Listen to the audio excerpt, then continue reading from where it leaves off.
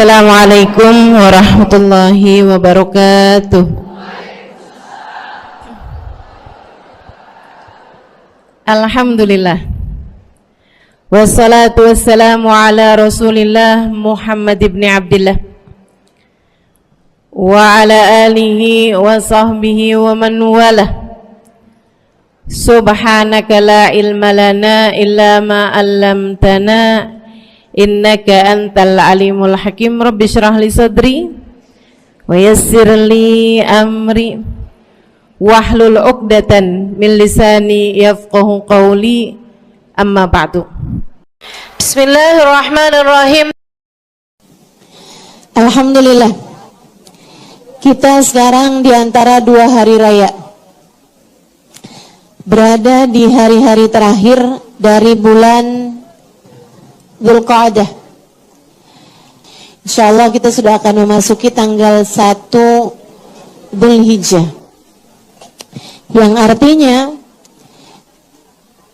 satu, kita memasuki bulan mulia dan 10 hari termulianya.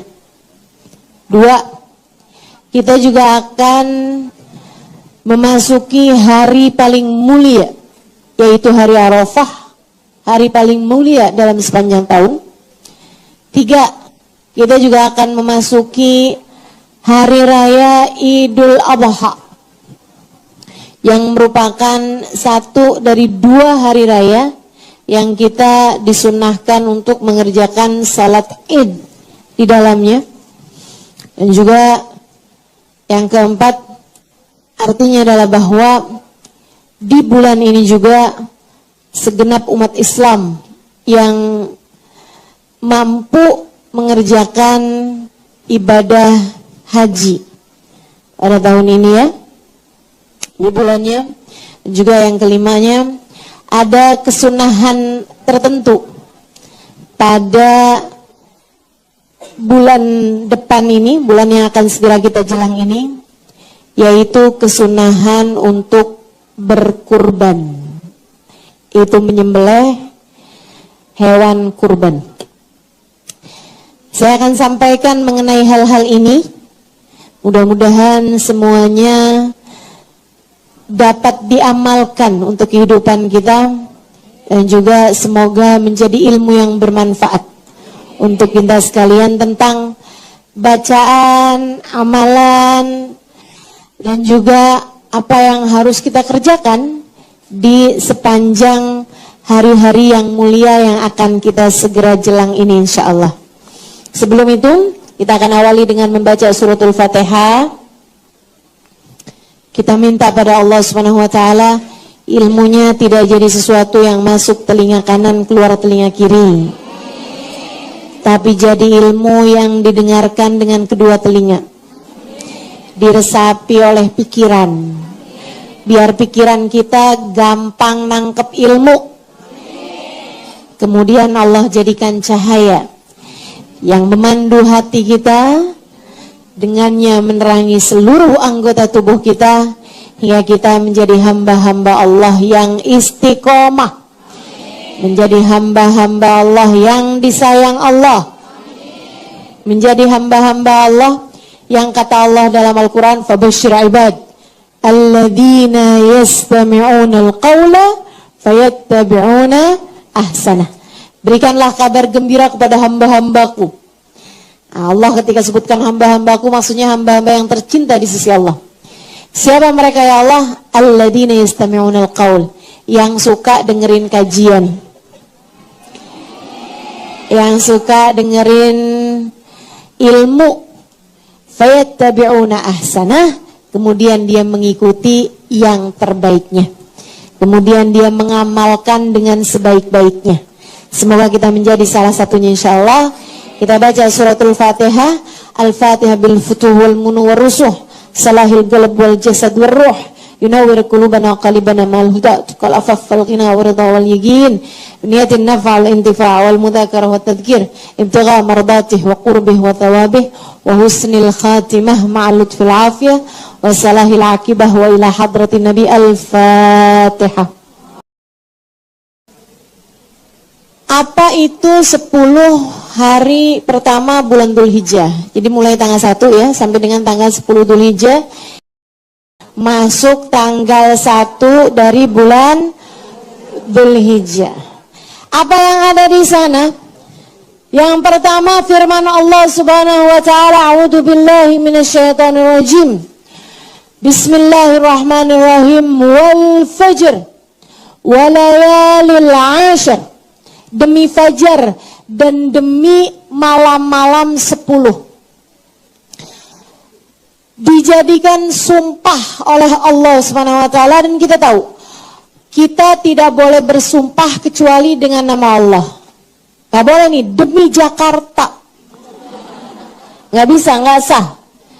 Gak diterima sumpahnya.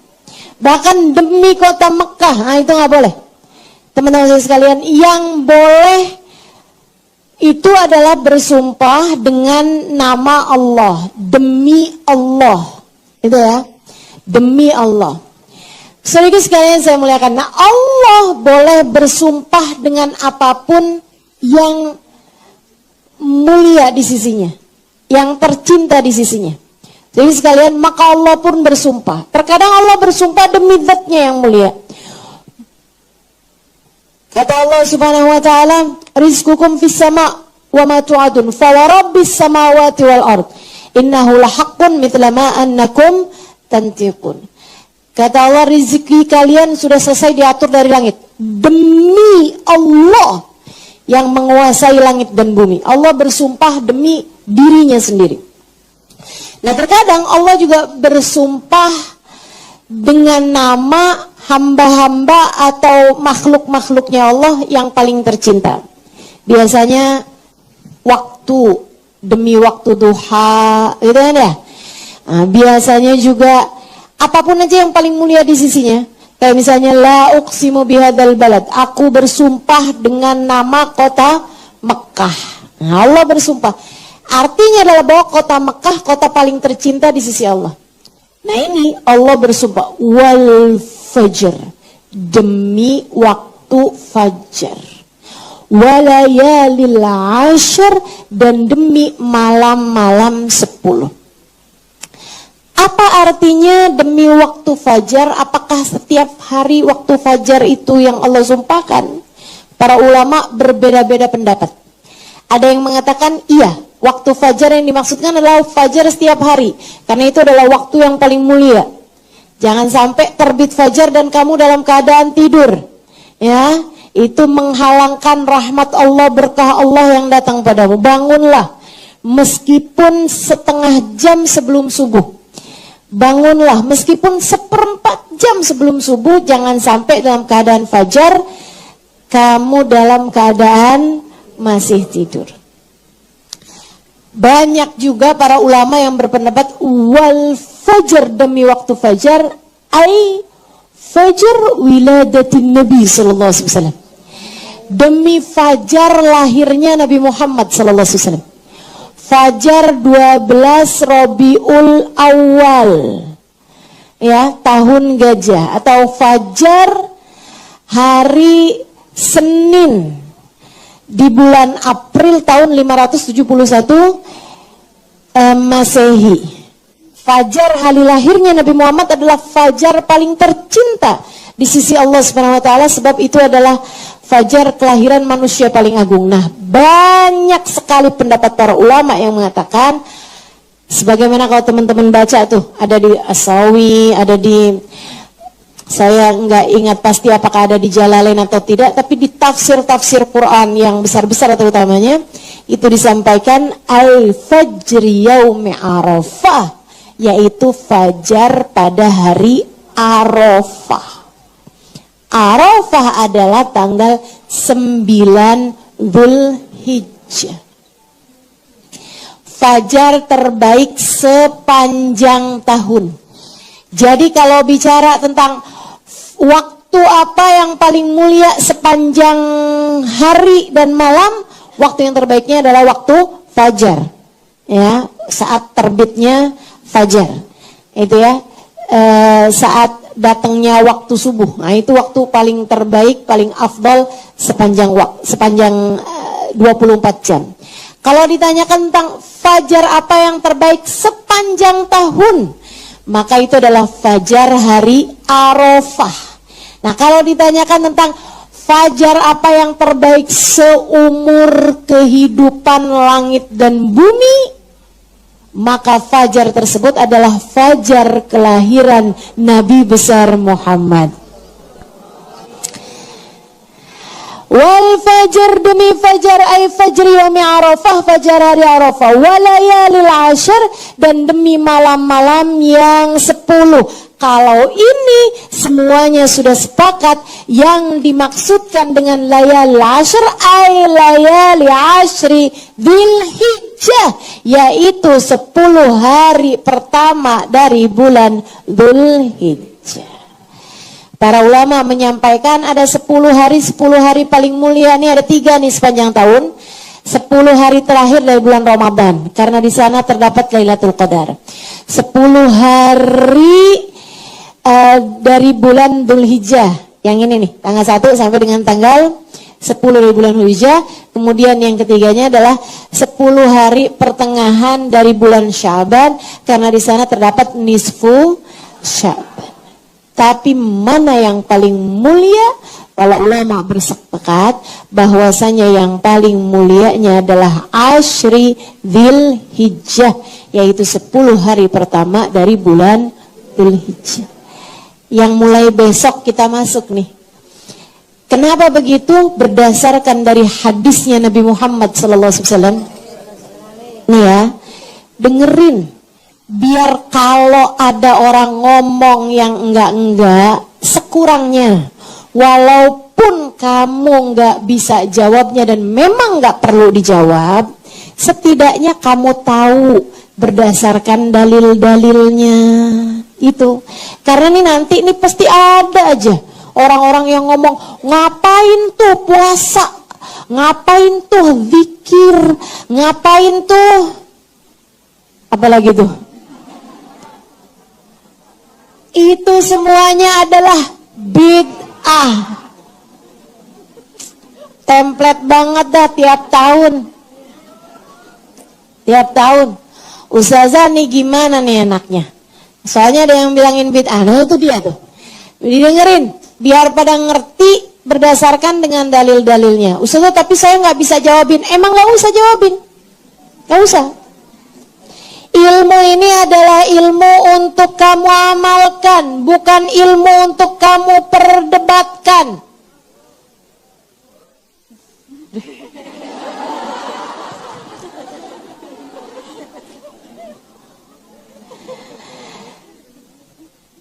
Ilmu yang kita punya ini ilmu untuk diamalkan, bukan ilmu untuk diperdebatkan. Mereka kayaknya emang punya ilmunya buat perdebatan, makanya jadi repot nanyain dalil mulu.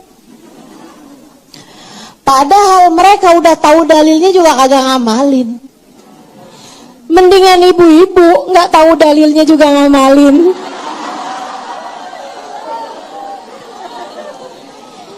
Sebab kita ini besok di akhirat bakal dihisab amal perbuatan kita, bukan dalil kita. Betul? Makanya dengerin. Katanya Nabi Muhammad sallallahu alaihi wasallam, "Ma min yawm al-a'mal fiha ahabbu ilallah min ashr Dzulhijjah." Katanya Nabi Muhammad sallallahu alaihi wasallam dalam hadis Rahu Tabrani, beliau menyampaikan tidak ada hari di mana amal-amalnya lebih Allah sukai daripada 10 malam-malam Dzulhijjah. 10 malam pertama atau hari-hari pertama dari bulan Dzulhijjah. Di malam 1, malam 2, malam 3, malam 4, malam 5, malam 6, malam 7, malam 8, malam 9, malam 10. Hari pertama, hari kedua, hari ketiga, hari keempat, kelima, sampai ke 10. Itu amal perbuatan kamu di dalamnya Allah paling suka. Jadi kalau Allah bicara tentang puasa, Allah paling senang lihat hamba-hambanya puasa pada 10 hari pertama bulan Dzulhijjah. 9 hari ya. Tanggal 10-nya kan hari raya, jangan puasa. Kalau bicara zikir, Allah paling senang lihat hamba-hambanya berzikir pada hari 10 Dzulhijjah. Kalau bicara tentang sedekah, Allah paling suka ngelihat hambanya sedekah pada 10 hari bulan Dzulhijjah. Kalau bicara malam-malam dihidupkan dengan ibadah, Allah paling suka ngelihat hamba-hambanya ibadah pada malam-malam tersebut, yaitu pada malam 10 di bulan Dzulhijjah. Bahkan Nabi Muhammad menyampaikan dalam hadis yang lain, sesungguhnya puasa di dalamnya ya'dil siyam sana, seperti puasa 1 tahun, 1 harinya kayak puasa 1 tahun. Waman qam, siapa yang qiyamul lail, menghidupkan malamnya pada 10 hari pertama dari bulan Dzulhijjah tersebut, ya'dil qiyam Lailatul Qadar, seperti beribadah pada Lailatul Qadar. Mulia banget. Benar-benar harus kita manfaatkan kesempatan ini, jangan sampai terlewati. Insya Allah Ashr Dzulhijjah. Saudara sekalian saya muliakan, karenanya nih kita mesti memperbaiki, bagus-bagusin 10 hari pertama dari bulan Dzulhijjah ini. Apa aja yang bisa kita kerjain? Dari tanggal 1 sampai dengan tanggal 10 banyak-banyakin zikir. Zikirannya apa Ustazah? Bebas. Paling bagusnya seperti yang disampaikan Nabi, afdhalu dzikri fa'lam annahu la ilaha illallah. Afdal ma qultuhu ana wan nabiyyuna min qabli la ilaha illallah. Sebaik-baik zikir, ketahuilah dia adalah kalimat la ilaha illallah. Sebaik-baik yang aku ucapkan, kata Nabi Muhammad, dan sebaik-baik yang diucapkan oleh para nabi-nabi sebelumku adalah ucapan la ilaha illallah. Banyakin baca la ilaha illallah, la ilaha illallah, la ilaha illallah, la ilaha illallah, la ilaha illallah, la ilaha illallah pada 10 hari pertama terutamanya dari bulan Dzulhijjah ini. Kalau mau panjang lagi boleh Ustazah, boleh. La ilaha illallah wahdahu la syarikalah, lahul mulku wa lahul hamdu, yuhyi wa yumit, wa huwa ala kulli syai'in qadir. Banyak-banyakin tuh. Mau misalnya saya membaca zikiran itu sehari 1000 kali, boleh. Mau misalnya baca la ilaha illallahnya itu sehari 1000 kali, sekurangnya dalam 10 hari pertama dari bulan Dzulhijjah ini, boleh, silahkan aja. Itu kan bid'ah Ustazah, Nabi Muhammad nggak ngajarin.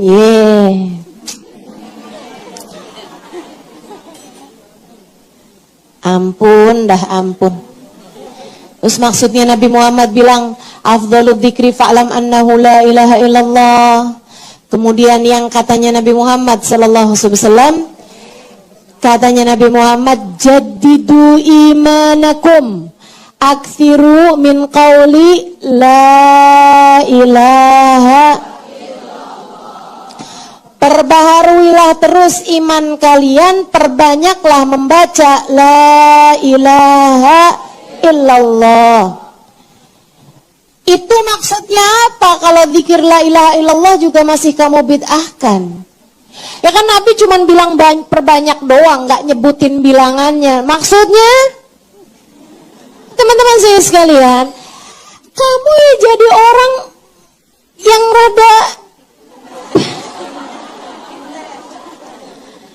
rada pinter lah.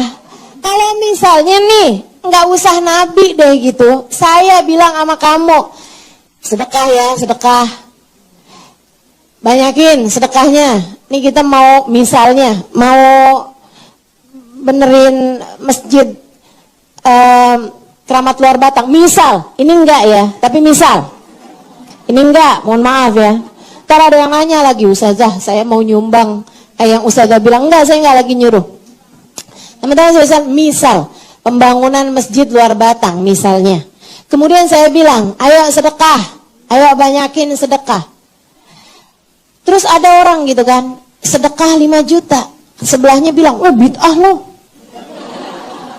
Ustaz Halimah nggak nyuruh. Nah kan Ustaz Halimah nyuruh, suruh banyak-banyak. Iya tapi kan nggak nyebut 5 juta. Ini orang namanya orang apa nih?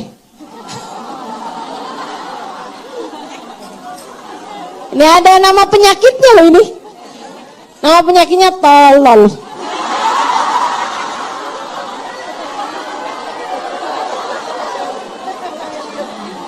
Kagak-kagak aja nih orang-orang. Dan Nabi udah ngomong, aksiru kata Nabi Muhammad, perbanyak baca la ilaha illallah. Ya udah banyakin. Ya kan Nabi nggak nyebut bilangannya. Ya namanya banyak. Banyak itu di atasnya 3 tuh namanya banyak. Ya artinya kalau Nabi Muhammad bilang perbanyak, ya udah kita banyakin aja, nggak usah pakai bilangan.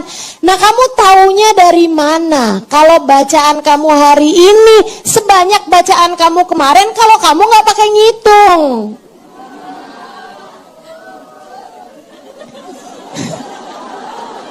Girang banget. Ini saya tahu nih yang girang nih pasti lagi mikir, iya ya kenapa kita nggak ngerti, nggak ini ya. Kenapa kita nggak kepikiran jawaban kayak gitu? Itu dia. Emang belajar perlu guru. Jadi teman-teman sekalian, perbanyak baca zikir la ilaha illallah. Nah, ada bacaan yang diajarkan, ada yang bilang marfu'an anin nabi, kata itu diajarin sama Nabi Muhammad. Ada yang bilang juga nggak diajarin sama Nabi, tapi diajarin sama para sahabat-sahabatnya Nabi kita Muhammad sallallahu alaihi wasallam. Mereka susunkan bacaan la ilaha illallah adadil mudha'afah dengan bilangan-bilangan yang dilipat-lipat gandakan. Kalau dari berdasarkan hadis Nabi Muhammad, ya, ada hadisnya mengatakan bahwa siapa yang membaca itu pada 10 hari pertama di bulan Dzulhijjah sebanyak 10 kali masing-masingnya, ghafarallahu ma taqaddama min dzambi, Allah akan ampuni seluruh dosa-dosanya. Nah, kita kan ini kan bikin dosanya rajin, maka mesti rajin pula mencari pengampunan dosa.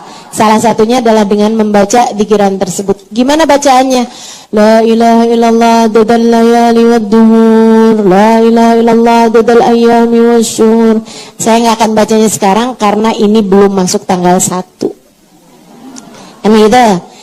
Ustazah bacaannya gitu dapat dari mana Ustazah? Nanti biasanya suka ada beredar-beredar tuh. Nanti juga saya akan taruhkan di Instagram saya, harap semua follow.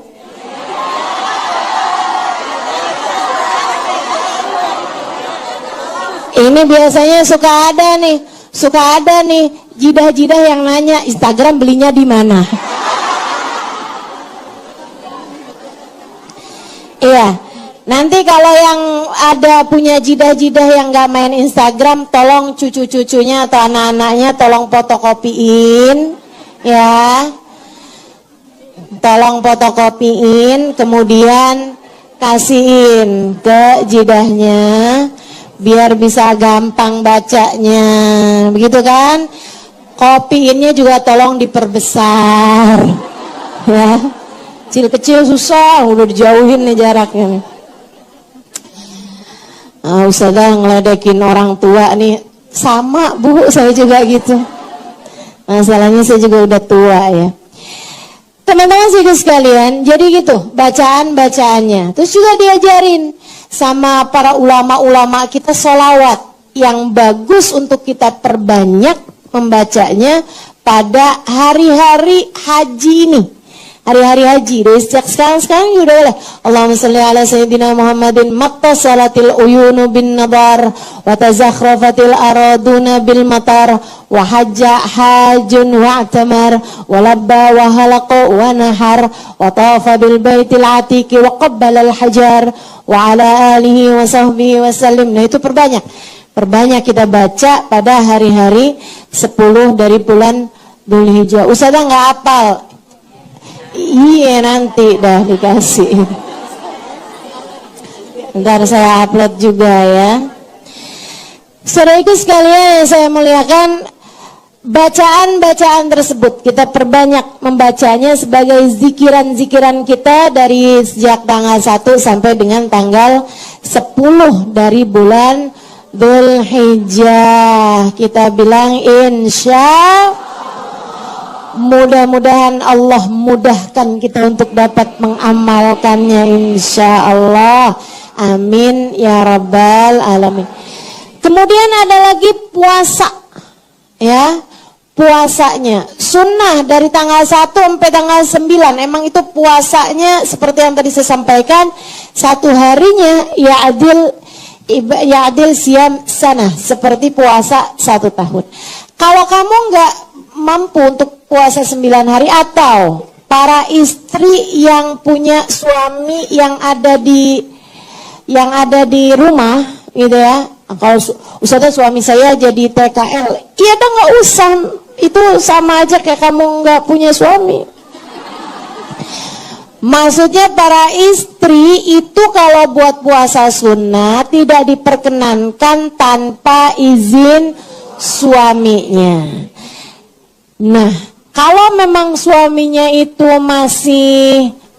masih aktif gitu ya. Ini hukum fikih saya harus sampaikan karena ini ilmu ya, memang ilmu tuh harus disampaikan.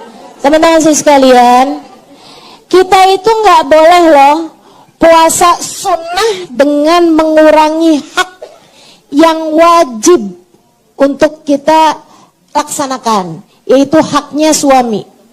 Nggak boleh. Istri itu nggak boleh sering-sering puasa sunnah kalau suaminya masih aktif, seperti yang tadi saya sampaikan. Suami saya Ustazah masih aktif tapi dia juga rajin puasa, ya udah, alhamdulillah, tinggal janjian aja sahur bareng kan enak.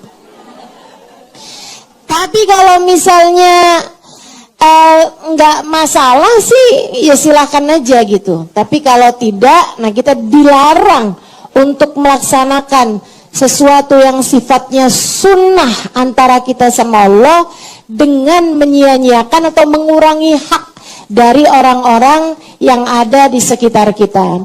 Ustazah saya punya suami sih nggak masalah Ustazah, tapi saya nih Ustazah kalau di puasa lemes banget, cucian piring numpuk, cucian baju nggak saya cuci gitu kan. Anak-anak nggak ada yang saya masakin, semuanya pada kekeringan. Nah kalau kayak gitu juga nggak baik juga gitu. Kita tidak boleh melaksanakan suatu hal yang hukumnya sunnah, tapi dengan mengurangi hak dan kewajiban kita sebagai seorang hambanya Allah Subhanahu Wa Taala yang wajib kita laksanakan, begitu ya.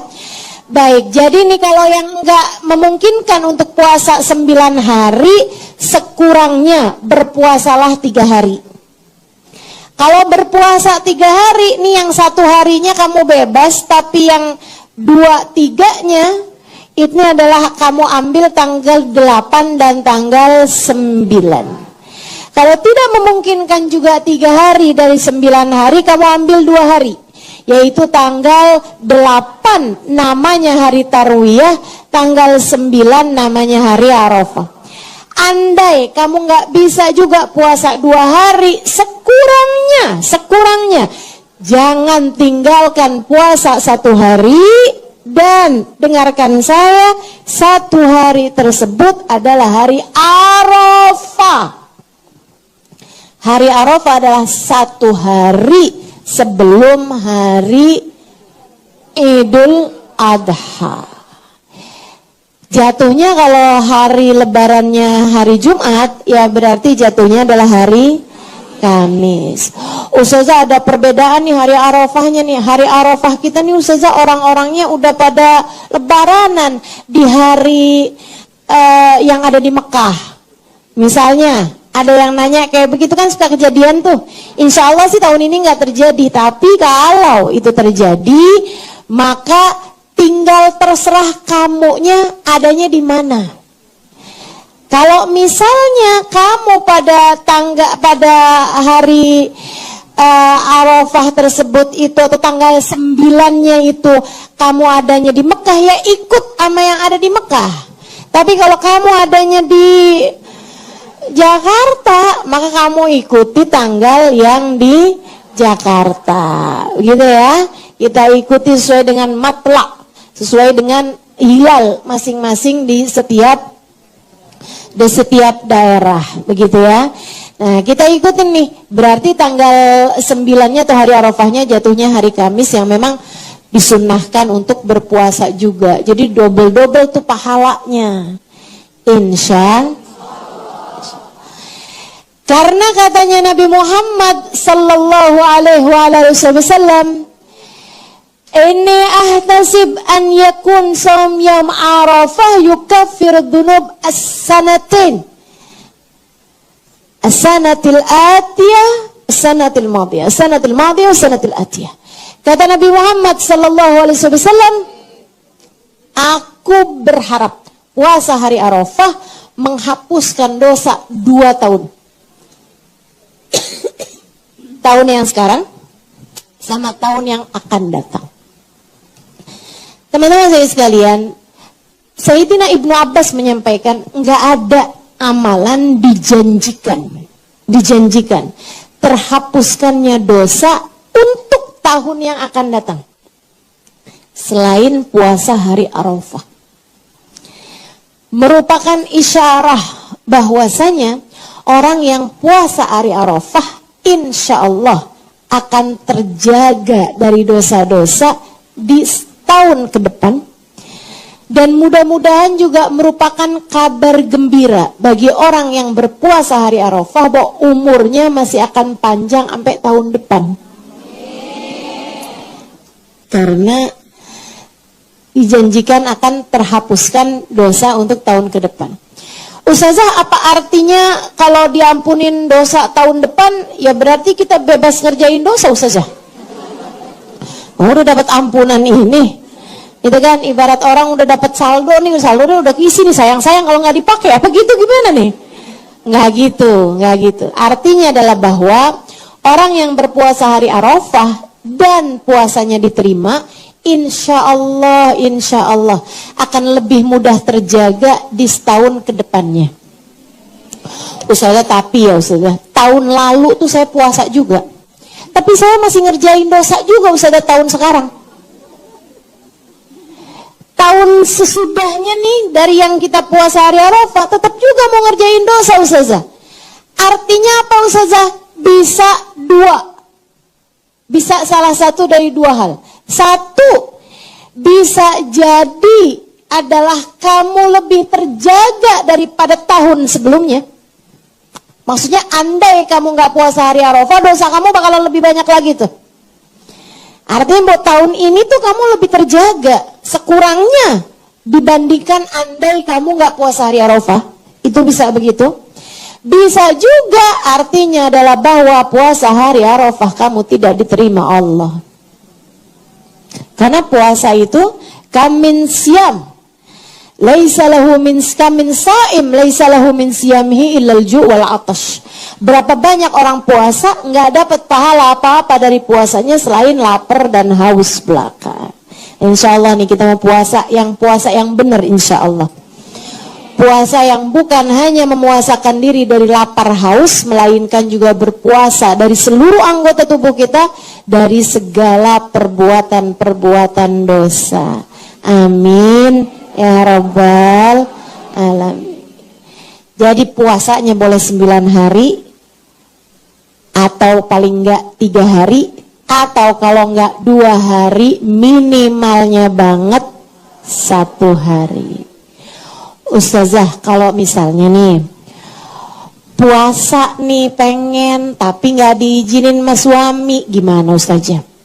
Jangan puasa kecuali hari Arafah. Para ulama menyampaikan, dan ini bisa dilihat di Anatul Talibin ala Syarhi Fathul Mu'in di bab tentang puasa sunnah. Para ulama mengatakan bahwasanya seorang perempuan dilarang puasa sunnah tanpa izin suaminya kecuali 2 hari aja. 1 hari Arafah, 1 hari Asyura. Itu adalah 2 hari 2 harinya. Puasa sunnah, tapi istri boleh melakukannya tanpa izin suaminya sekalipun. Kenapa?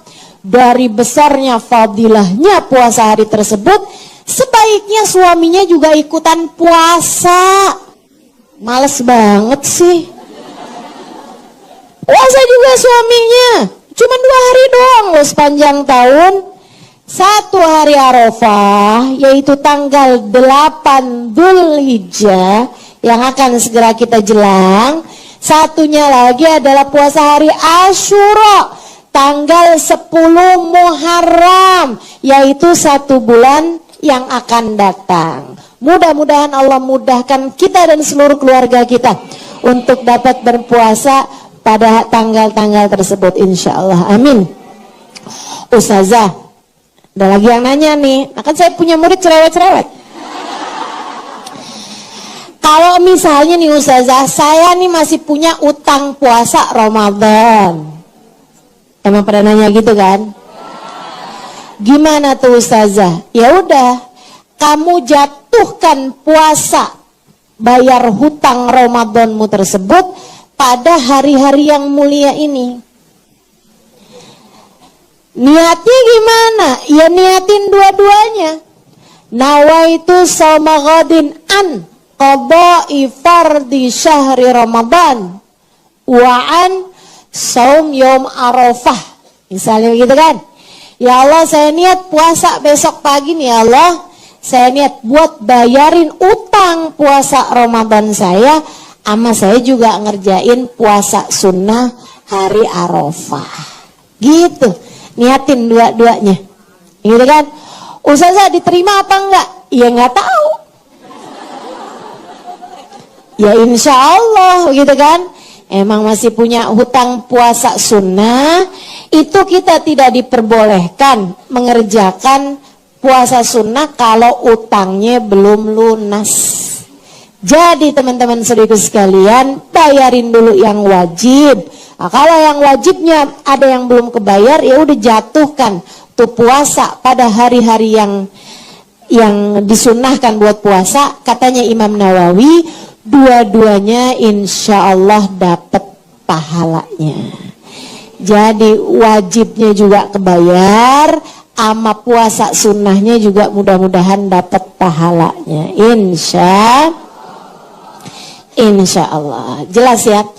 Kalau tanggal 10, 11, 12, 13 itu justru haram buat puasa.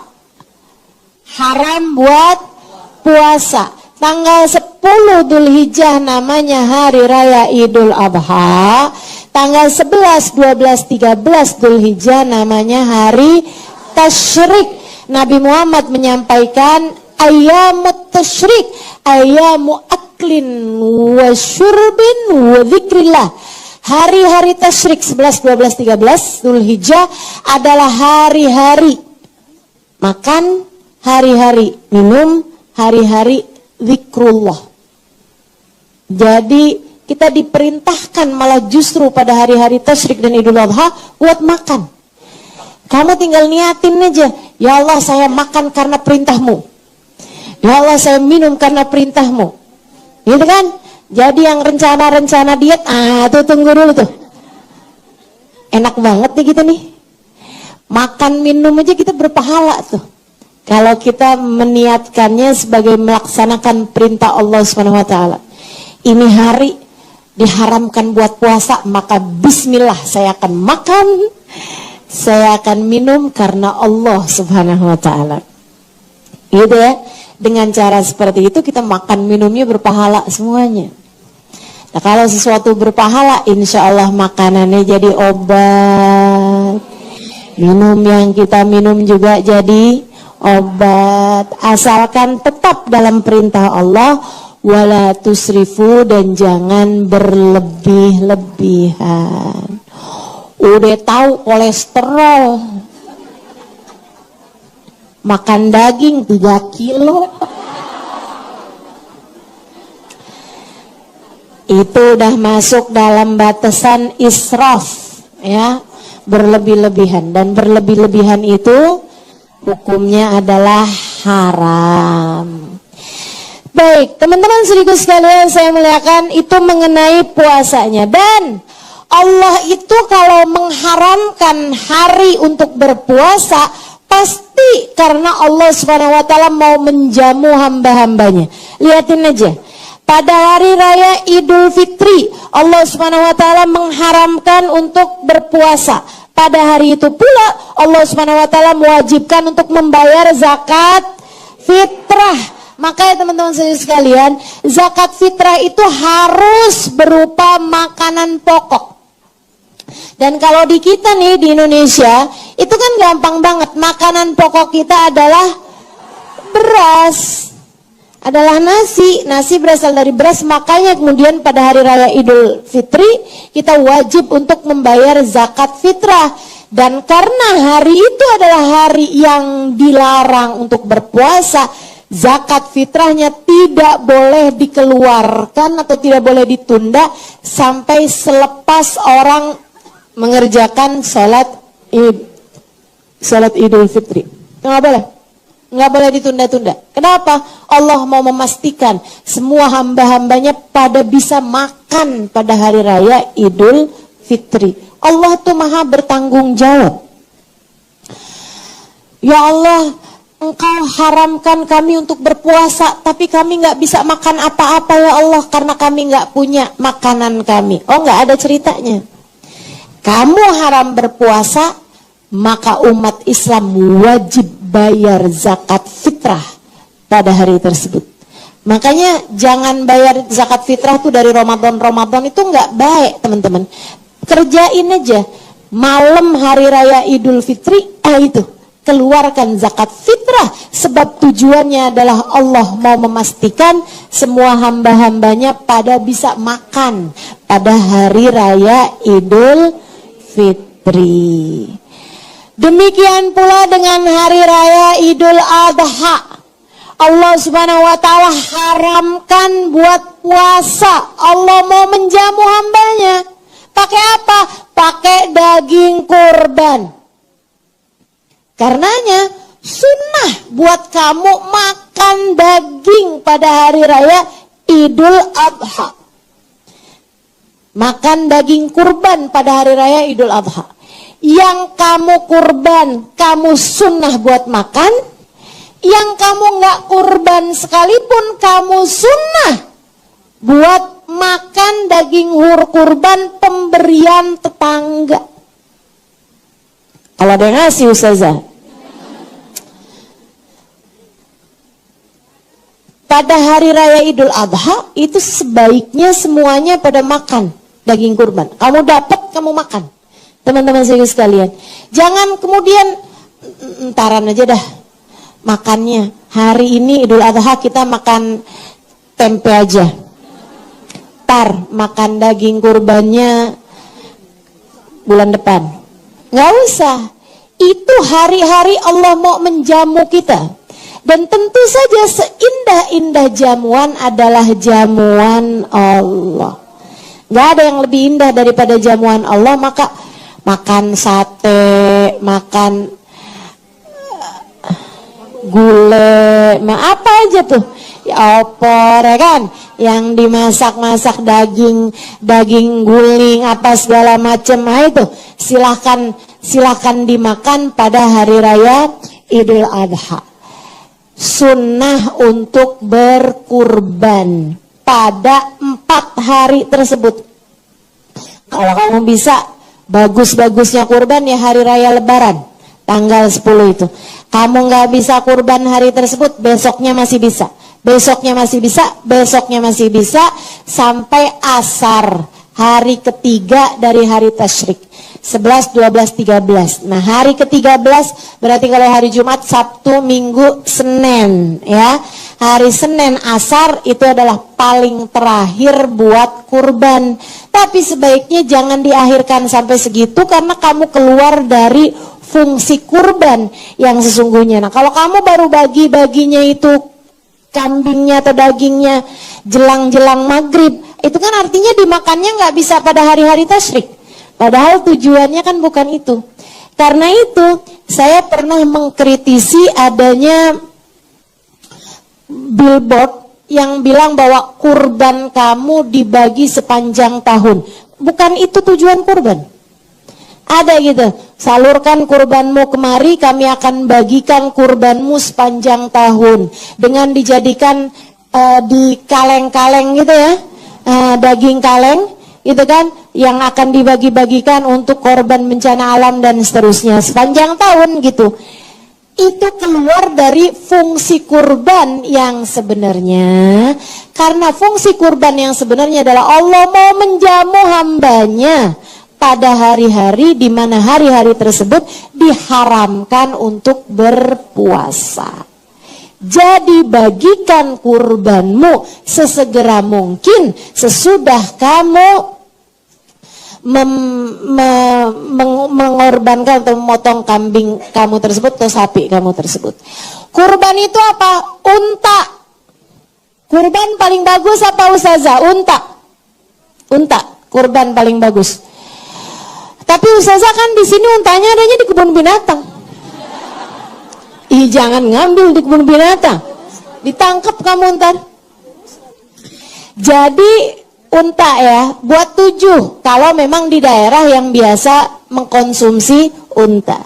Nah, kalau di negeri kita, di daerah yang tidak mengkonsumsi unta, maka kurban paling bagus adalah sapi. Kecuali kalau kamu berada di daerah di mana orang-orangnya lebih suka menerima daging kambing daripada daging sapi, maka kambing lebih bagus bagimu. Jadi memang karena fungsinya kurban adalah Allah mau menjamu hamba-hambanya, kalau ditanya tentang mana yang lebih bagus, maka yang lebih bagus adalah daging yang biasa dikonsumsi sama warga daerah tersebut.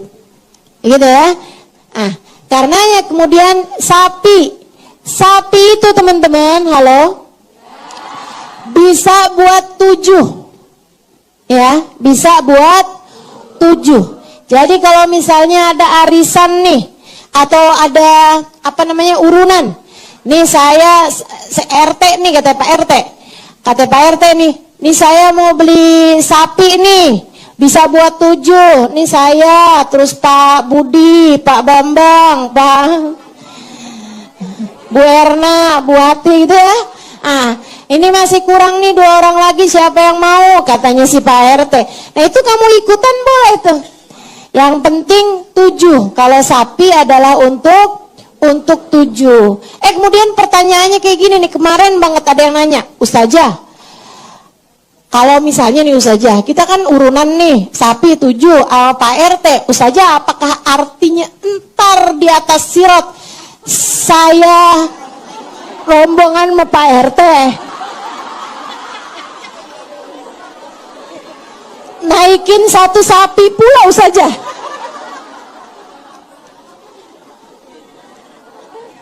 Ya Allah, ya Allah. Makanya ngaji. Teman-teman sekalian, nggak begitu ya, nggak begitu. Jadi yang namanya pahalanya itu adalah untuk memudahkanmu melewati jembatan sirat, menjadikan dosa-dosamu terampuni. Bukan berarti artinya kamu bakalan rombongan tuh naikin jembatan sirat di atas 1 sapi pula.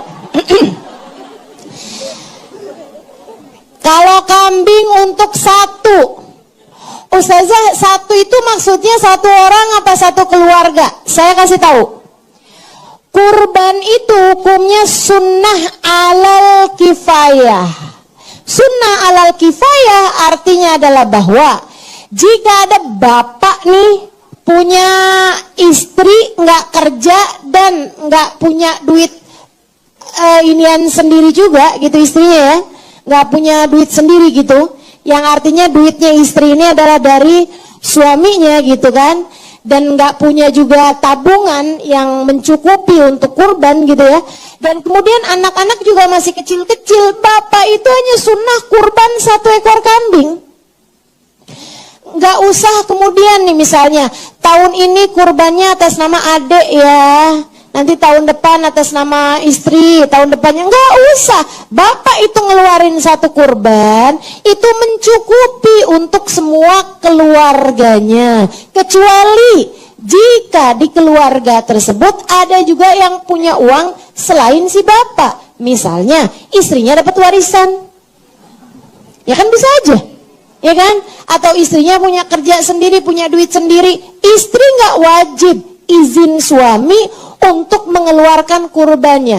Dan suami juga nggak gini, oh jadi kamu udah ngeluarin kurban, saya berarti nggak usah ngeluarin kurban ya? Lah dia wajib tetap. Kalau kurbannya suami mencukupi dari kurbannya istri, tapi kalau kurbannya istri tidak mencukupi dari kurbannya suami. Jelas? Jelas ya. Anak-anak juga gitu, nggak usah yang belum balik segala kamu korbanin, nggak usah. Karena kurban itu fungsinya adalah untuk menjadikan dosa-dosa Allah ampuni. Sarana pengampunan dosa. Anak kecil mah belum punya dosa, nggak usah khawatir kamu. Tapi kan ustazah biar dia terbebas dari sifat-sifat kebinatangan, itu akekah. Itu akekah. Lain lagi ya, akekah. Nah, buat para orang tua yang anaknya belum diakekah, Bu, duluin akekah daripada kurban. Duluin akekah daripada kurban. Ini saya ceritain. Ada dokter Aisyah Dahlan, ini saya sampaikan harus dengan ininya ya, harus dengan namanya saya sebutkan karena ini memang bukan dari saya. Dokter Aisyah Dahlan cerita, dia bilang kalau ada anak bandel, orang tuanya kan pada ini nih, pada curhat sama beliau kan, biasanya saya akan minta dia untuk mengubah cara didik misalnya gitu kan, anaknya diginiin, anaknya digituin apa segala macam. Tapi kalau misalnya bandel lagi juga atau bandelnya udah kelewatan gitu, biasanya saya akan tanya, katanya beliau, kepada orang tuanya, nih anak udah diakekah apa belum? Apa kaitannya? Karena teman-teman saya sekalian, anak yang belum diakekah belum terbebas dari sifat-sifat kebinatangan anak tersebut. Nih kita nih manusia nih punya sifat-sifat kebinatangan dan juga punya sifat-sifat kemalaikatan.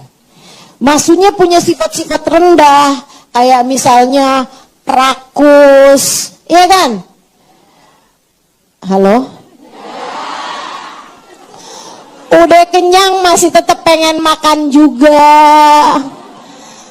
iya kan? Ada yang galak kayak macan, ada yang rakus kayak tikus, ada yang nggak punya malu kayak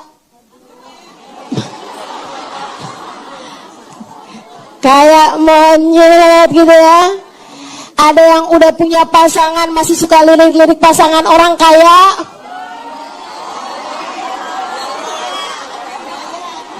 buaya itu kabarnya malah setia loh.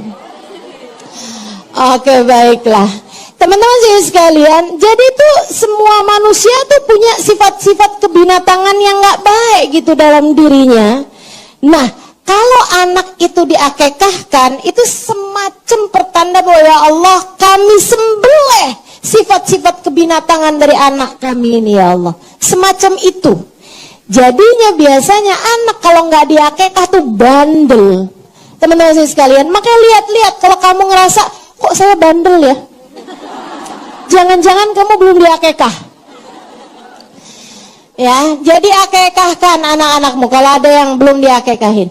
Ustazah, kalau misalnya nih saya kepengen akekahin anak saya, tapi sekalian nih pas hari kurban, hari raya nih, hari kurban, sekalian itu saya titipin nih kambing 2 ekor buat anak saya laki-laki, itu ya, ditaruhin ke masjid gitu, biar sekalian disembelih, diinin, dibagiin, apa kan jadi saya yang nggak terlalu repot gitu. Boleh Ustazah? Pertanyaan ini pernah saya sampaikan kepada guru saya Sayyidil Habib Zain bin Smith Madinah. Dan jawaban beliau, yajuzu inda Ramli wala yajuz inda Ibni Hajar. Kata beliau, untungnya saya kan ngerti nih. Jadi katanya Habib Zain bin Smith, hal itu boleh menurut Syekh Ar-Ramli dan gak boleh menurut Syekh Ibnu Hajar. Dan kedua-duanya adalah ulama-ulama syaikhin, ya. Dua-duanya adalah ulama-ulama paling terkemuka dari madhabnya Imam Syafi'i. Artinya dua-dua pendapat tersebut boleh digunakan. Bagaimana cara terbaik menggunakannya? Gini, kalau kamu adalah orang yang mampu, pisahkan antara akekah sama kurban. Akekah kamu bayar, kurban kamu bayar juga kurban. Jangan pelit-pelit. Kecuali kalau kamu berada dalam finansial yang kurang baik, dalam artian nih saya nih buat akekah memang benar-benar susah, mesti nabung dulu, mesti ini dulu. Nah kalau kayak begitu, ya bolehlah kamu ambil pendapatnya Syekh Ar-Ramli dengan kamu berkurban sekaligus niat akekah, atau dengan kamu akekah kamu jatuhkan pada hari-hari kurban, insya Allah pahala kurbannya juga kamu dapatkan. Begitu jelas? Yang mau berkurban, Ustazah, misalnya nih, saya nih sebenarnya cuma satu orang Ustazah, tapi saya mau kurban sapi. Padahal kan bisa buat 7, tapi sebenarnya buat saya sendirian aja Ustazah. Alhamdulillah kami punya rezekinya. Misal, boleh apa enggak kayak gitu? Boleh. Tapi saran saya, masukkan nama-nama ayahmu, ibumu yang sudah meninggal dunia, saudaramu, atau bahkan orang-orang di rumahmu yang gak mampu kurban, masukkan nama-nama mereka. Biar seneng, iya kan? Ada pembantu rumah tangga gak pernah bisa kurban, boro-boro kurban, misalnya gitu. Ada misalnya tukang kebun misalnya, atau supir misalnya, atau masukin nama-namanya, kasih tahu mereka, tahun ini saya kurban sapi, nama kamu saya masukin ya, jadi tahun ini kamu kurban. Seneng tuh, bisa dapat banyak pahala tuh, gitu kan? Nah dengan cara seperti itu, jadi tidak melewatkan kesempatan untuk memberikan kurban, meniatkannya untuk orang-orang yang tidak mampu kurban. Jelas? Bagi yang berniat kurban pada hari raya Idul Adha nanti, dari sejak tanggal 1 besok malam, jangan potong kuku, jangan potong rambut, jangan angkat darah. Angkat darah itu bisa donor darah, bisa tes darah, gitu ya. Nah, lab darah itu sebaiknya jangan kamu kerjakan dari sejak tanggal 1 sampai hewan korbanmu dipotong. Bukan artinya nggak boleh, bukan berarti nggak boleh. Bukan, akan tetapi ini adalah agar ketika kukumu dipotong, kemudian rambutmu dipotong, atau ketika kamu mengangkat darah, anggota tubuh tersebut sudah dalam keadaan mendapatkan ampunan dari Allah Subhanahu wa Ta'ala. Sayang-sayang aja, sayang-sayang ya. Nah kalau sekarang sih nggak masalah. Pokoknya udah masuk tanggal 1 itu jangan potong rambut, jangan potong kuku seperti yang tadi saya sampaikan. Begitu ya. Bukan artinya, waduh saya ini sebenarnya pengen kurban, tapi kemarin saya udah potong rambut, berarti saya nggak boleh kurban. Nggak gitu, nggak gitu artinya. Tapi bagi yang berniat untuk berkurban, jangan potong rambut, jangan potong kuku, dan jangan angkat darah, agar ketika hewan kurbanmu dipotong, nah itu kamu punya anggota tubuh mendapatkan ampunan secara utuh. Begitu. Insya Allah. Teman-teman sekalian saya muliakan, kurban sunnahnya dibagi mentah, akekah sunnahnya dibagi matang. Kurban dan akekah sama-sama boleh dibagikan bahkan kepada non-muslim sekalipun. Ya, bagi yang berkurban sunnah untuk mengambil ikut ngambil, ikut makan dari hewan kurbannya tersebut, kecuali jika ia menjadikan kurbannya dinadharin. Kalau kurbannya nadar, nggak boleh makan sama sekali dari hewan kurbannya tersebut. Tapi kalau kurbannya kurban sunnah aja, bukan kurban nadar. Tahu maksudnya kurban nadar? Kalau proyek saya goal nih, saya akan kurban sapi. Nah, itu namanya kurban nadar. Ya, kalau anak saya sehat, saya akan potong kambing nanti pas hari raya Idul Adha. Gitu ya. Itu namanya kurbannya kurban nadar, kurban yang wajib. Kurban yang wajib nggak boleh ngambil sepotong pun daging dari yang kamu kurbankan. Jelas? Kalau kurbannya kurban nazar. Tapi kalau nggak pakai nazar, jatuhnya kurban sunnah. Nah, itu lebih bagus, teman-teman sekalian. Nah, kalau kurbannya itu kurban sunnah seperti yang dilakukan baginda Nabi Muhammad SAW, kamu sunnah buat ikut ngambil dari kurban kamu tersebut. Dan yang disunnahkan adalah ngambil atinya, biar kamu kayak dapat intinya, dan berharaplah semoga hatimu dijaga Allah SWT. Berharaplah agar Allah SWT membersihkan hatimu bersama dengan dipotongnya hewan kurbanmu tersebut. Seperti ucapan baginda Nabi Muhammad SAW kepada Sayyidah Fatimah, "Ya Fatimah, syidi laki udhiyatik." Wahai Fatimah, saksikanlah hewan kurbanmu ketika dipotong. Dengan kepalanya diampuni dosa kepalamu, dengan tangannya diampuni dosa tanganmu, dengan kakinya diampuni dosa tanganmu, dengan seluruh anggota tubuhnya diampunilah dosa seluruh anggota tubuhmu. Begitu katanya Nabi Muhammad sallallahu alaihi wa ala alihi wa sahbihi wasallam. Kalau misalnya mau lebih selain ati, ngambil apa Ustazah? Ngambil paha. Karena itu adalah daging yang paling disukai sama Nabi Muhammad sallallahu alaihi wasallam. Ustazah, paha depan apa paha belakang? Paha itu ya belakang. Kalau depan namanya bukan paha tapi lengan. Depan namanya tangan ya. Jadi paha belakang. Teman-teman sekalian, kemudian apalagi selain daripada itu, jangan tinggal sholat id. Sunnah pakai baju baru, sunnah mandi pada hari raya Idul Adha, sunnah juga untuk bersih-bersih badan ya pada hari tersebut dan berwewangian. Jangan tinggalkan salat Idul Adha. Sunnah untuk bertakbir dari mulai subuh hari Arafah setiap salat sampai asar hari ketiga tasyrik. Ya, dari subuh hari Arafah itu kamu udah sunnah setiap habis selesai salat. Namanya takbir muqayyad bisalawat, takbir yang dibaca sesudah selesai salat. Begitu salam langsung sebelum baca dikir-dikiran yang lain, kamu sunnah untuk bertakbir. Sisanya disunnahkan untuk memperbanyak takbir pada malam hari raya Idul Adha, yaitu habis maghrib sampai ke sholat id, yaitu yang nggak ada kaitan sama waktunya. Tapi yang ada kaitan dengan waktunya itu habis sholat, hanya atau pada 5 hari berarti ya, hari Arafah, hari Lebaran, sama 3 hari tasyriknya.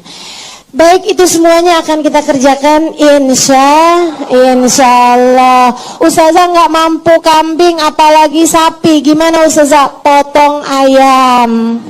Tapi di rumah potongnya nggak usah diikutin di masjid. Kata Ustazah Halimah boleh, katanya gitu. Iya. Ama ada hadisnya Ustazah, ada Sayyidina Bilal bin Rabah Dulu Sayyidina Bilal ketika ditanya sama Nabi Muhammad pas hari raya Idul Adha, kamu kurban? Iya Rasul. Sapi. Kamu kurban? Iya Rasul. Kambing. Kamu kurban? Iya Rasul. Sampai ke Bilal, kamu Bilal? Saya potong ayam Rasul. Nabi senyum, dan dari itulah para sahabat yaitu Sayyidina Ibnu Abbas mengatakan bahwa boleh kurban ayam, boleh kurban ayam. Tapi itu pendapat yang syaddah, artinya pendapat yang tidak banyak diambil oleh para ulama. Ulama ngambilnya unta, sapi, sama kambing. Ayam nggak boleh. Jadi saran saya, yang mau potong ayam, potong di rumah, ya. Kemudian masak, jadiin opor, jadiin apa ke sambal goreng apa-apa. kemudian bagiin ke tetangga. Sambil doanya, ya Allah, tahun depan mudah-mudahan bisa unta. Bisa sapi ya Allah, tahun ini baru bisanya kambing. Baik teman-teman sekalian, mudah-mudahan jadi ilmu yang manfaat, jadi ilmu yang bisa kita amalkan dalam kehidupan kita. Mudah-mudahan jadi sebab Allah mengampuni dosa-dosa kita, meninggikan derajat kita, Allah muliakan kita dunia hingga akhirat. Wassallallahu ala sayyidina Muhammadin wa alihi wasallam, walhamdulillahi rabbil alamin. Sirrul Fatihah. Allahumma anta rabbi la ilaha illa anta khalaqtani wa ana abduka wa ana ala ahdika wa wa'dika mastata'tu. Ya Allah, Engkaulah Tuhan kami. La ilaha illa anta, tak ada Tuhan kecuali Engkau. Khalaqtani, Kau yang menciptakan aku. Fa ana abduk, maka aku adalah hambamu ya Allah. Wa ana ala ahdika wa wa'dika mastata'tu. Aku ya Allah berada dalam penepatan janji denganmu.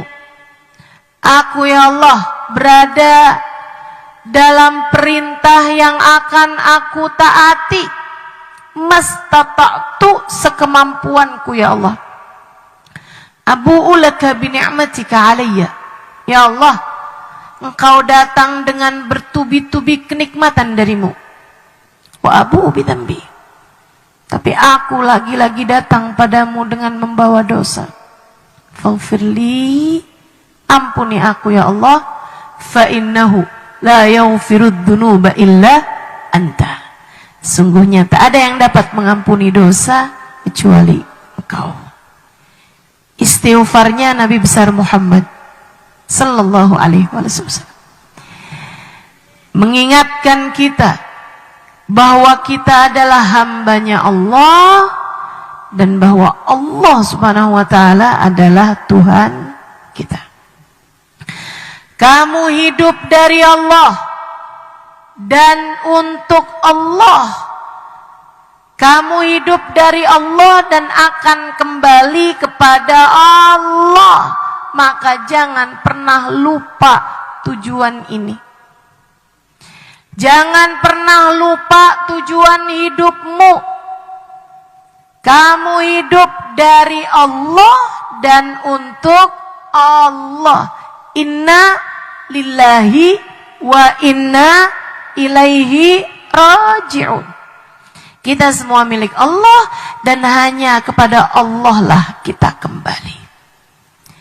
Yang selalu kita baca dalam tiap sholat kita, ikrar, sumpah, janji, sebuah ucapan yang menjadi prinsip kehidupan kita. Kita ulang-ulangi tiap 5 waktu sholat kita. Inna sholati wa nusuki wa mahyaya wa mamati lillahi rabbil alamin. Sesungguhnya salatku ini bukan hanya salat ini aja sih, wa nusuki, seluruh ibadahku. Bahkan bukan cuman yang ibadah aja, mahyaya, hidupku semuanya. Aku makan, aku bangun, aku keluar rumah, aku pulang lagi ke rumah, aku nikah, aku punya anak, aku mengurusi suamiku, aku mengurusi anak-anakku, membesarkan mereka. Aku belajar, aku menghafal, aku beli barang, aku pakai baju, aku semuanya nih. Mahyaya kehidupan saya. Wa mamati, bahkan mati aku pun. Semua ini dari sholat saya, seluruh ibadah saya, hidup mati saya, lillahi rabbil alamin, hanya untuk Engkau ya Allah, Tuhan semesta alam. Dek, kamu hidup buat Allah. Kamu jangan berpikir bahwa saya belajar di pondok pesantren untuk membahagiakan orang tua saya, menggembirakan, meninggikan derajat orang tua saya. Bukan urusanmu. Yang bisa bikin orang bahagia itu adalah Allah. Yang bisa bikin orang mulia adalah Allah. Kamu belajar di pondok pesantren, belajarnya cukup satu aja niatnya, karena Allah. Karena Allah. Ibu-ibu, kamu mondokin anakmu di pondok pesantren. Kamu hari-hari masak, nyuci, bersih-bersih. Bahkan ada yang keluar rumah, kerja, buka toko. Bahkan ada yang keluar rumah, bertani. Bu, bukan cuman buat nyari duit. Bukan cuman buat bisa makan. Enggak, Bu, itu bukan tugasmu.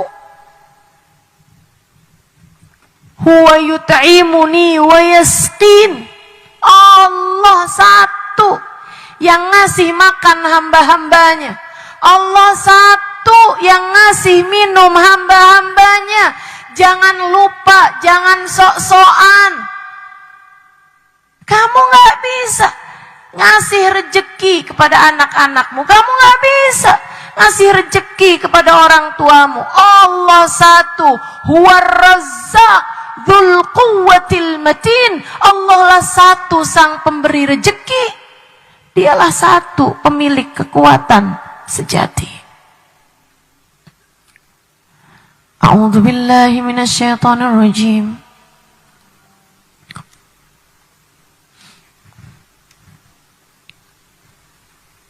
Rizqukum fis samai wa ma tu'adun. Rezeki kalian sudah selesai diatur dari langit. Rezeki kalian sudah selesai diatur dari langit. Dalam salah satu hadis qudsi Allah bilang, nggak nambah dengan ibadah seseorang, nggak kurang dengan kefasikan seseorang. Rezeki udah kelar diatur dari langit. A'udzu billahi minasyaitonir rajim. Ma min dabbatin fil ardi illa 'ala Allahi rizquha wa ya'lamu mustaqarraha wa mustawda'aha. Ibu, kalau kamu ngerasa, Ustazah, itu mah buat orang-orang yang nyari rezekinya gampang. Kalau yang kayak buat saya nih Ustazah, kalau rezeki nggak dicari, kalau rezeki kita nggak pontang-panting, nggak bisa dapat rezeki Ustazah. Bu, kamu lupa. Bahkan sejak kamu berada di dalam rahim ibumu, Allah menyampaikan rezeki kepadamu. Jangan mau pikiran kamu dirusak sama apa yang orang-orang sampaikan zaman sekarang ini. Jangan. Percayanya sama Allah aja. Kalau kamu nggak kerja, kamu nggak bisa hidup. Siapa bilang? Siapa bilang? Ibu-ibu saudaraku sekalian saya muliakan, bahkan semut di dalam batu, di dalam lautan di waktu malam, nggak akan mati kecuali sesudah rezekinya sampai padanya. Allah yang ngasih rezeki. Kamu di dalam kandungan ibumu aja, Allah ngasih rezeki sama kamu. Ibu-ibu saudaraku sekalian yang saya muliakan, ketika kamu bayi, Bu, masa harus belajar sama bayi? Mestinya kamu yang jauh lebih ngerti, jauh lebih pinter daripada bayi.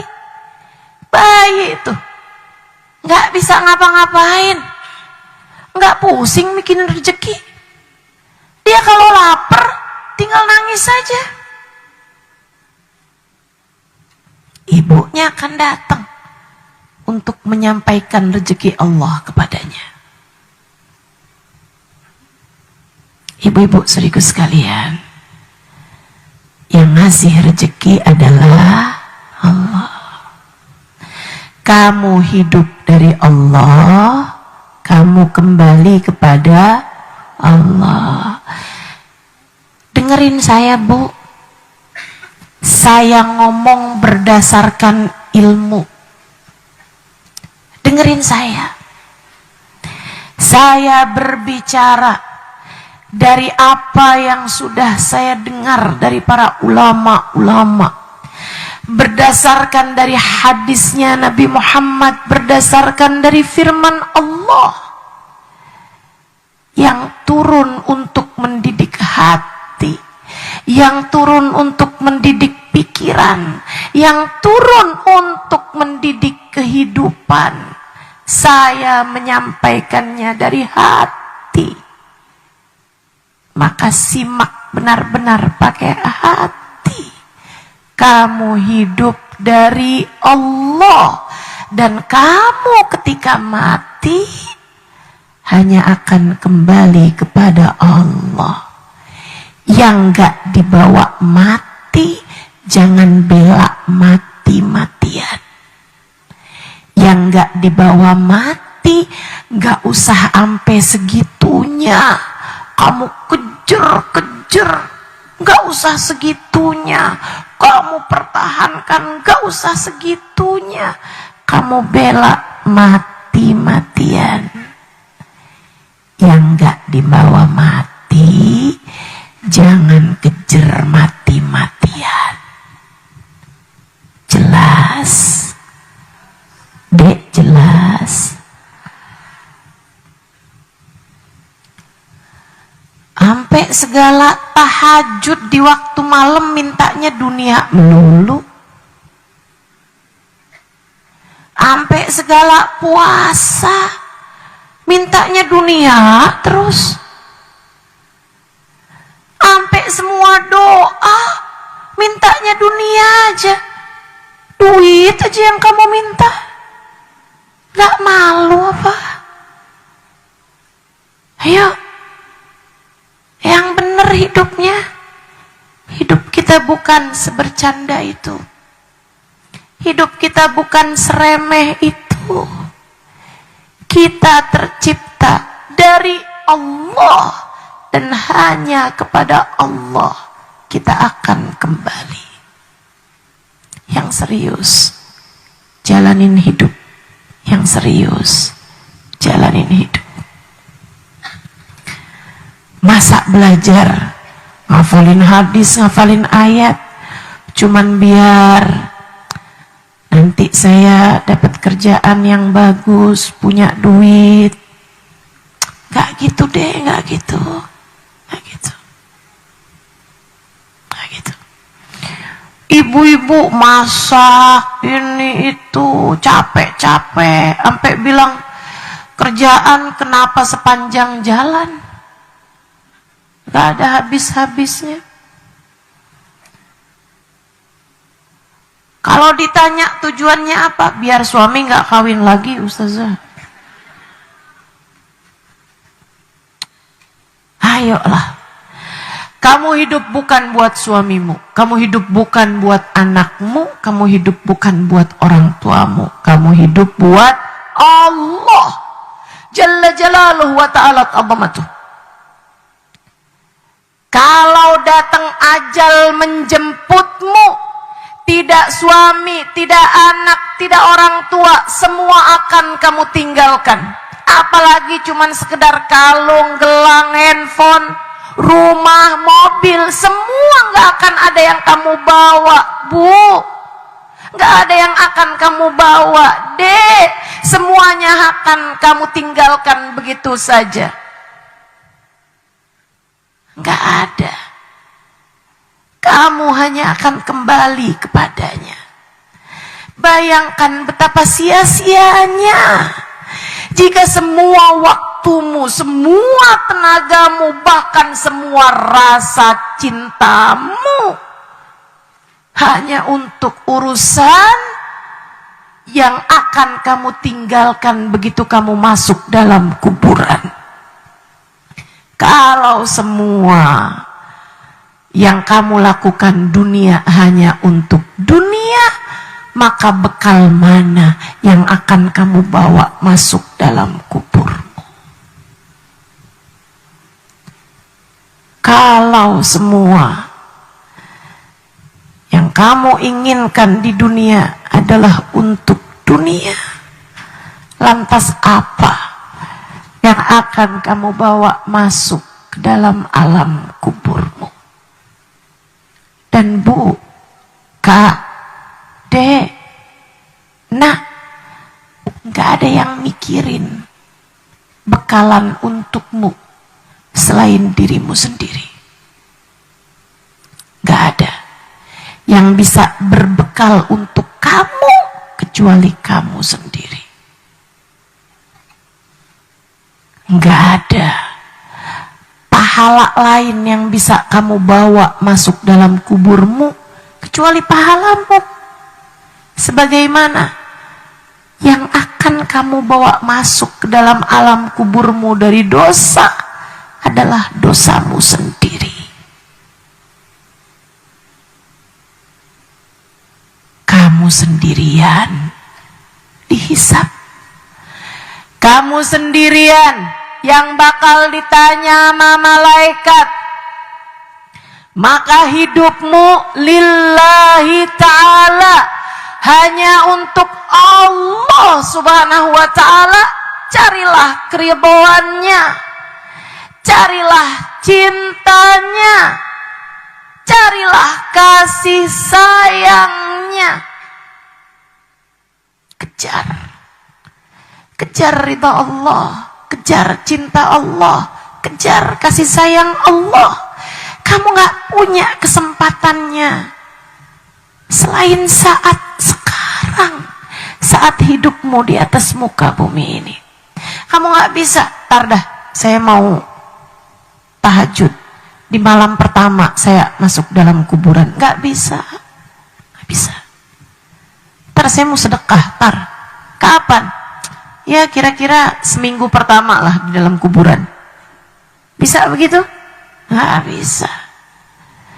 Semua yang akan kamu bawa dalam kubur, ridha Allah, kasih sayang Allah, kamu persiapkan di masa hidupmu yang entah sisa berapa lagi ini. Maka nggak usah segitunya mak jabatan, gak usah segitunya sama uang, gak usah segitunya sama cinta manusia. Kejar yang semestinya dikejar, Allah subhanahu wa ta'ala. Tapi saya kasih tahu nih, rahmatnya Allah itu tinggi. Saya kasih tahu, wa rahmatullahi qaribun minal muhsinin. Rahmat Allah itu dekatnya buat hamba-hamba yang baik-baik. Rahmatullah qaribun minal muhsinin. Rahmat Allah tuh dekatnya buat orang yang sudah mencapai derajat ihsan. Apa itu derajat ihsan? Anta'budallah ka'annaka tarah, fa illam takun tarah fa innahu yarak.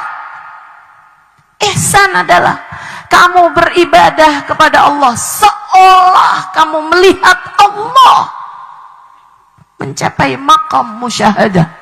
Fa illam takun tarah, kalau kamu belum bisa sampai maqam musyahadah, fa innallaha yarak.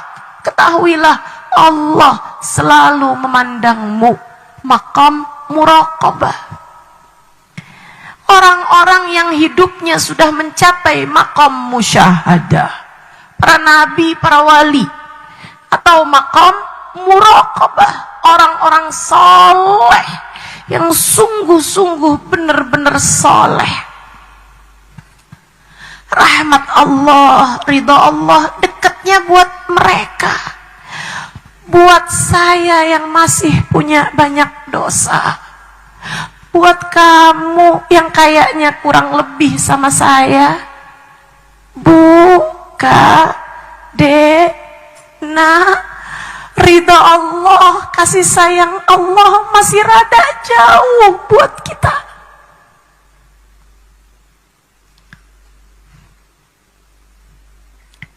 Sedih saya bilang, Tapi harus saya sampaikan, sebab ini adalah faktanya.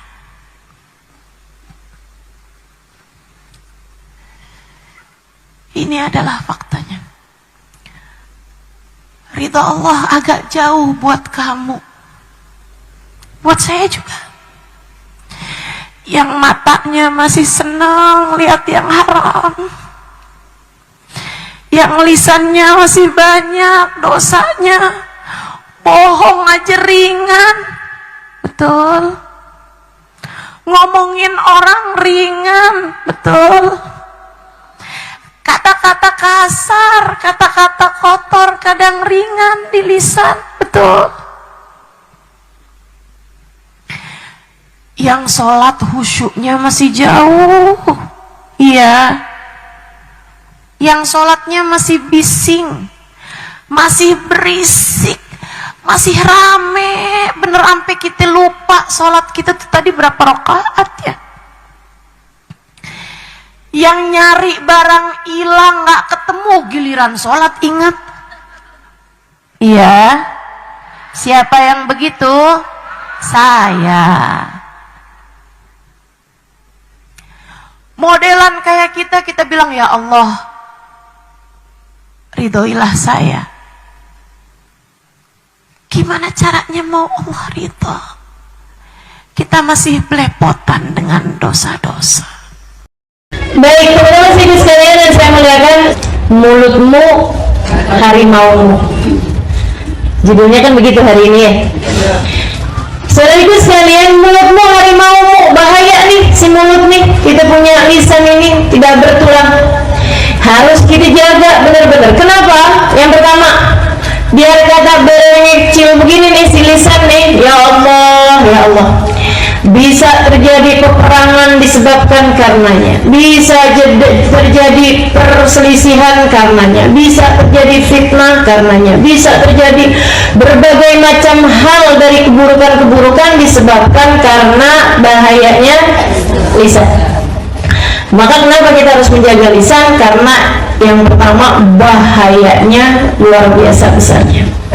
Meski barangnya kecil, akan tetapi bahayanya begitu besar. Luka badan bisa disembuhkan dan kemudian hilang, bahkan sampai bekasnya. Tapi kalau lukanya hati, disebabkan karena lisan, seseorang mengoyak hati tersebut, bisa sampai bertahun-tahun. Bisa sampai bertahun-tahun bahayanya. Bahaya dunia pun bahaya akhirat, teman-teman saya sekalian. Bahaya dunia bisa disebabkan karena lisan, bahaya akhirat juga seperti itu. Kata Nabi Muhammad alaihi salatu wasallam, rubba kalimatin lam talqa biha balan yahwi biha fi nari jahannam sab'ina khalifah. Terkadang kalimat keluar begitu saja dari lisan seseorang, lam yalqa biha balan, dia bahkan gak ngeh, dia bahkan nganggap dia begitu aja, ternyata membuat seseorang terjerumus neraka jahanam 70 tahun lamanya. Bahaya benarnya lisan. Hati-hati, hati-hati teman-teman saya sekalian. Bahkan seorang istri yang berkata kepada suaminya, gitu kan, aduh bang, panjang hidup mah kamu isinya sengsara mulu, kamu gak pernah berbuat baik pada saya, gak pernah nyenengin saya. Ibu saya sekalian, nih katanya Nabi Muhammad, buat perempuan tersebut terjerumus neraka jahanam. Meski sholatnya rapi, meski ibadahnya rapi, meskipun tahajudnya kencang, meskipun terawihnya bagus, meskipun Qur'annya panjang, meskipun apalagi bersama dengan mulut yang tidak terjaga, ibadahnya juga ala kadarnya aja. Waduh, nggak ngerti itu gimana caranya mau selamat hidup dunia dan akhirat. Ketika para sahabat menyampaikan kepada Nabi Muhammad SAW, ya Rasulullah, inna jaratana sawamah qawamah, wahai Rasul, saya punya tetangga tukang puasa di waktu siang, tukang tahajud di waktu malam. Kayak kita ya, tapi dibalik, tukang puasa di waktu malam,